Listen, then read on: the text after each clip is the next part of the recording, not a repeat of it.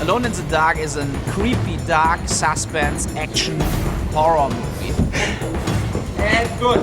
Well, you know, it's action-packed. It's got a little romance in it. We're dealing with monsters. We're dealing with invisible creatures. It's dark, moody, ideally very scary. That kind of pervasive sense of dread that I think makes reading Lovecraft such a chilling experience is here, but it's fused with a more contemporary take.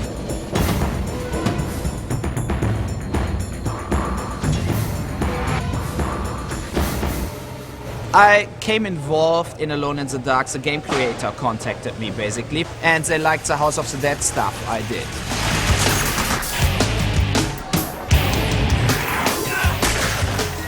And so I got involved, basically attached from the game company to the project.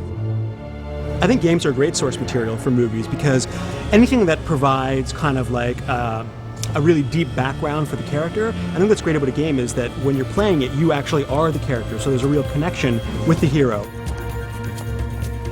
Keeping a movie true to a video game is tough because they're very different medium, really. The video game itself is very interactive, and you can take it on all kinds of different ways. The film is very linear, obviously, and you're taking the audience through it. It's 713. They implanted us with those things. But I think games create a really great source material because they have really elaborate backstories. You're not just having 2 hours to tell the story. I mean, it can often take 50, 60, 70 hours to tell a game story, and so there's a real depth to the universe of the game. I think video game-based movies are like movies with the new bestsellers. The bestsellers of the new generation are video games and not books anymore. I did get the video game after I read the script, and it was very cool. I mean, it was very, very complicated and complex, but I liked seeing it, that there were actually real characters there and people you could identify with. I think one of the things that's great about games is that the game designers kind of let their imaginations run wild. And so you have this really deep, kind of intricate backstory that you can use as the history for your character. And Edward Carnby, through his, the 4 adventures of the games, has this really rich, kind of textured history, which I was able to use. So instead of, having a blank slate for the character when we're starting the film, I mean, we do have that for the audience that hasn't seen the character, but I knew going in, I had all these adventures that he's been through, all these experiences that he's had that I could bring to bear in the character and make them all the deeper. Edward! God, I missed you. I think the biggest challenge to make that movie is to satisfy not only Atari with the video game and all the video game fans, to satisfy also people that have no idea what the game is about and they don't care because of the game, but they want to see the movie. So, and I think we get it all together in a way that basically Alone in the Dark is great entertainment for everyone.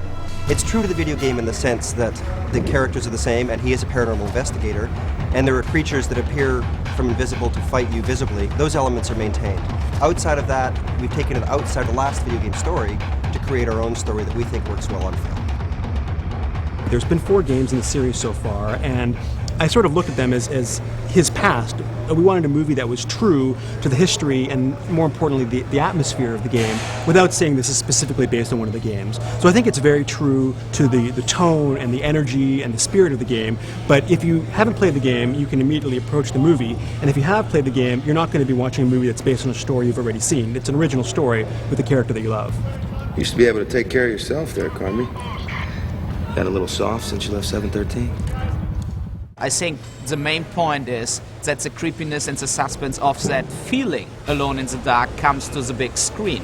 Also the mood of the game should come to the big screen. What I did with House of the Dead, where you are in that ego shooter zombie perspective a lot of times, and Alone in the Dark should be a really suspense-driven movie.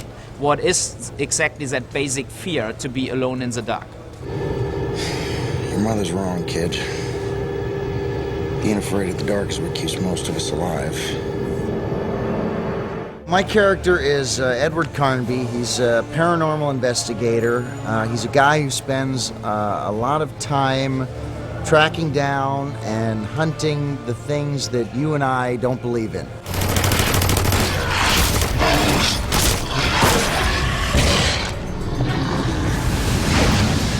So we have a world full of darkness, and demons and creatures are in that dark world, basically coming out to the civilization. And Edward is the guy who must clear that situation up. He's the main character from the whole video game series, and kind of took the idea that this was like the continuing adventures of Edward Carnby. There's been 4 before, but we decided to do something, an original story that takes the character into, you know, what I guess you would call his most dangerous and biggest adventure ever. Alone in the Dark is a big movie, a big setup, and we have a lot of different locations. We shot in a mine, in downtown. We basically blocked downtown so that we could show it empty. We have here in the stage a lot of tunnels and sand chambers and all that stuff with helicopters. I think we shot in front of the mine. We shot like 220,000 bullets in one night. I've never done an action thriller and so much stuff, and so it's completely different. I never shot a gun before, and that was kind of fun. It was a little scary at first, but when you would shoot it and the kick on the gun kind of like shot you back, and it's fun. It makes you feel really, really powerful. It's been a very physical film. One of the things I really loved is the fact that you know, there was some karate stuff in the movie, some good fight scenes, and I've been taking karate lessons for the last couple of years, so it gave me an opportunity to kind of incorporate that into the film. So I was really excited to get that chance.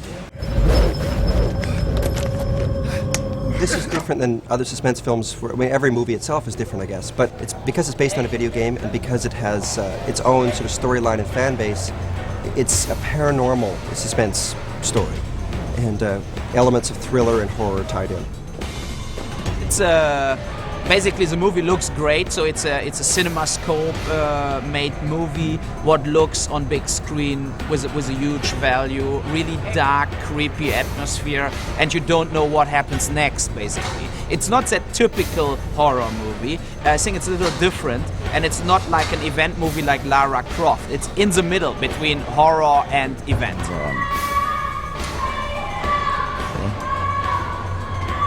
We're making a horror movie here.